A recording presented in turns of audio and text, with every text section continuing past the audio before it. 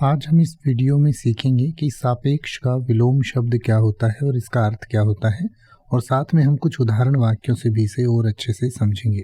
तो सबसे पहले सापेक्ष का अर्थ समझते हैं। सापेक्ष का अर्थ होता है वह जो किसी से प्रभावित हो या जो किसी विचार, मत या सिद्धांत पर आधारित हो। यानी कि कोई भी बात होती है या किसी का कोई निर्णय होता है या कोई कानून होता है या कोई भी ऐसी चीज़ होती है जो किसी दूसरी चीज़ पर आधारित हो, चाहे वो कोई मत है, चाहे कोई सिद्धांत है या चाहे कोई धर्म है, तो उस पर आधारित हो या उससे प्रभावित हो तो उसको सापेक्ष कहा जाता है। तो इसका उल्टा होता है, यानी कि सापेक्ष का विलोम शब्द यानी विपरीतार्थक शब्द होता है निरपेक्ष, और निरपेक्ष का अर्थ होता है जो किसी से प्रभावित नहीं है या जो किसी विचार, मत या सिद्धांत पर आधारित न हो, तो उसको हम निरपेक्ष कहते हैं। यानी कि जो किसी का पक्ष लेकर नहीं किया गया हो। तो आइए अब हम सापेक्ष और निरपेक्ष को कुछ उदाहरण वाक्यों से समझें। जैसे कि आप ये कह सकते हैं कि सापेक्ष दृष्टिकोण से स्थिति के अनुसार निर्णय लिया जाता है।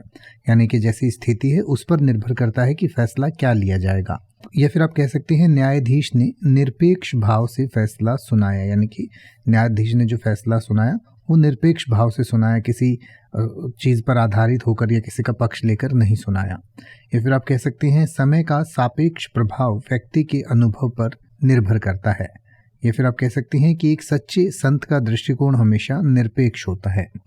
अब आप किसी भी वर्ड का मतलब हिंदी और इंग्लिश में YouTube पर सर्च कर सकते हैं। आपको मेरी वीडियो मिल जाएगी जिसमें आप बिना किसी फालतू बकवास के सीधा उस वर्ड का मतलब समझ पाएंगे। तो ऐसी ही वीडियोस को देखते रहने के लिए चैनल को सब्सक्राइब करें और बेल आइकन को प्रेस करें।